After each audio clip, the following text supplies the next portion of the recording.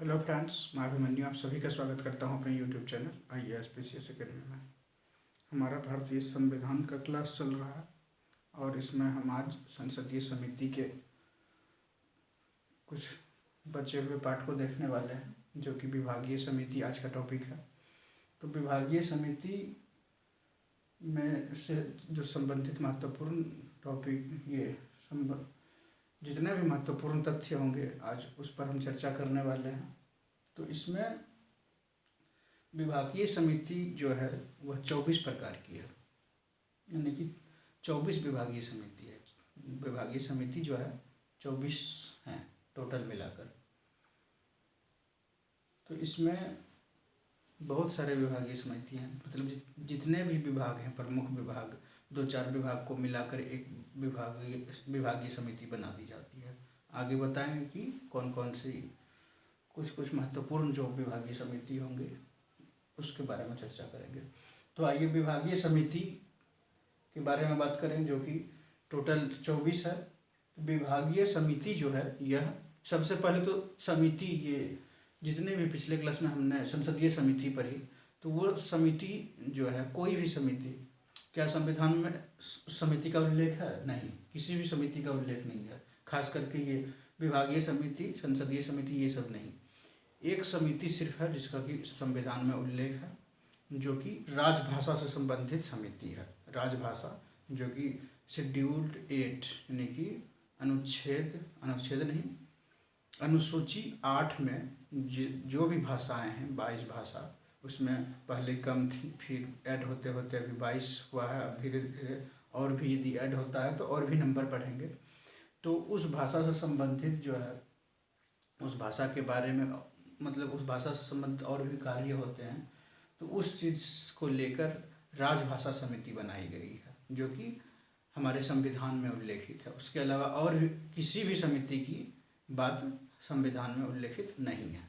ये बात महत्वपूर्ण है। यह बात एग्जाम में पूछा जा सकता है, क्या विभागीय समिति संविधान में उल्लेखित है या संसदीय समिति उल्लेखित है? तो नहीं, संविधान में यह उल्लेखित नहीं है। तो विभागीय समिति 24 है, जो कि विभागीय समिति की शुरुआत कब से होती है? 1993 में, 1993 में कांग्रेस की सरकार थी, जो कि PV नरसिम्हा राव के नेतृत्व में थी, यानी कि ये प्रधानमंत्री थे नरसिम्हा राव। और उसी समय इसी सरकार में पहला जो है विभागीय समिति बनाया गया, यानी कि विभागीय समिति इसी के समय से स्टार्ट किया गया है, 1993 से ही। विभागीय समिति बनाने का कारण कुछ क्या था, वो कारण भी देखेंगे।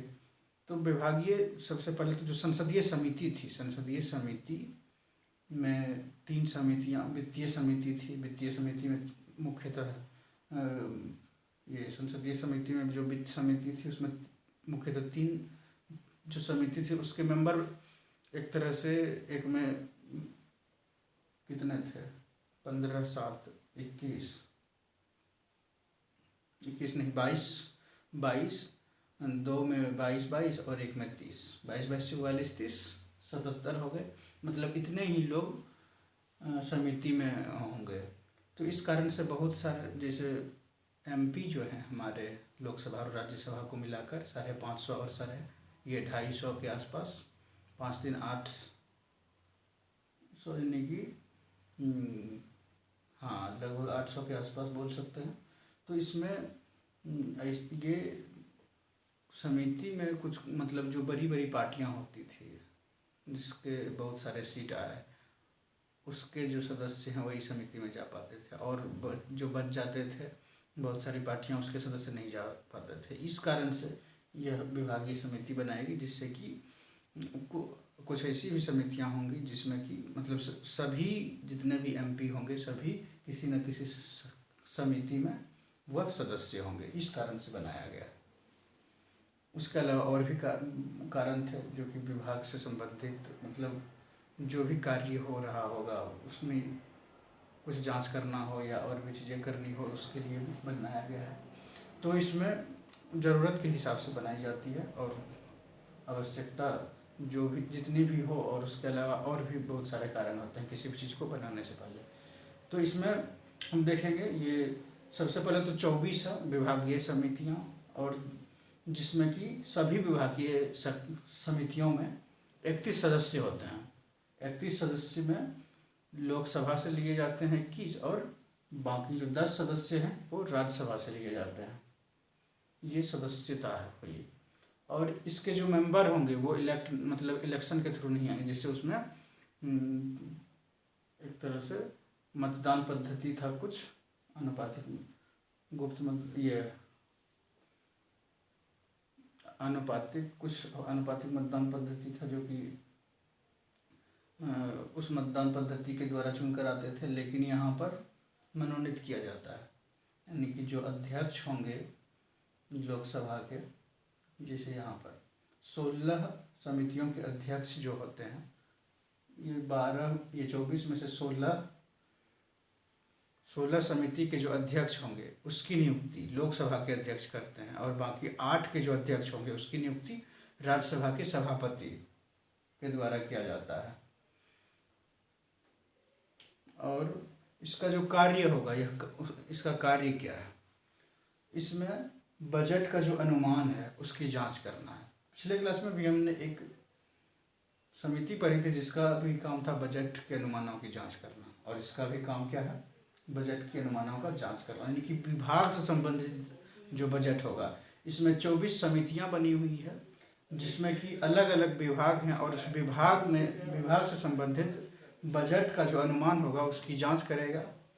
और जो पिछला था प्राक्कलन समिति, एस्टीमेट कमेटी, वह भी बजट के अनुमानों का जांच करता, वह पूरे जितना बजट है सबका वो अकेले जांच करती है। और यहाँ पर 24 अलग अलग विभाग समिति हैं, सभी अपने अपने से संबंधित जो होंगे बजट का अनुमान उसका जांच करेगी। और इसे ये जो जांच करते हैं, इसके जांच करने में बहुत समय नहीं लगता है, 10-15 दिन 20 दिन, ज़्यादा से ज़्यादा महीना भर मुश्किल से उसमें बजट का जो अनुमान होता है उस पर जांच कर लेते हैं। लेकिन उसमें उनका बहुत बड़ा रहता है, तो उस कारण से बहुत समय लग जाता है। फिर विभाग से संबंधित जो विधेयक होंगे उस पर चर्चा होंगे।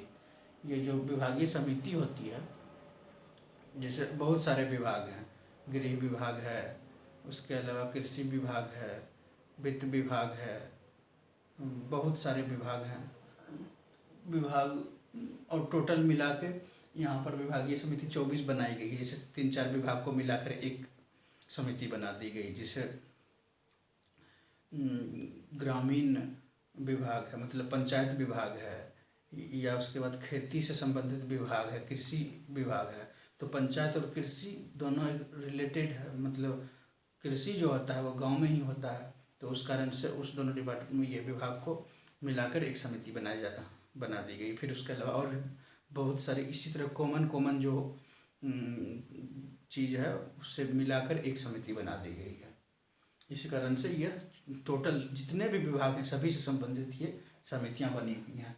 और फिर ये विभाग से संबंधित जो भी विधेयक होंगे उस सभी विधेयकों पर चर्चा की जाएगी, और उसमें देखा जाएगा कि इस विधेयक जो लाया गया है उस विधेयक में क्या खामियां हैं, क्या सही है, क्या नहीं है। फिर उस हिसाब से वो अपना रिपोर्ट देंगे। फिर विभाग से संबंधित जो रिपोर्ट होता है उस पर भी वो पूरी विस्तार पूर्वक चर्चा करेंगे। जांच करना और चर्चा करना इनका काम है। तो ये तो विभागीय समिति थी, तो विभागीय समिति खत्म हो गई। तो आज की क्लास यहीं पर समाप्त होती है। कैसा लगा ये क्लास कमेंट करके अवश्य बताएं। Thank you.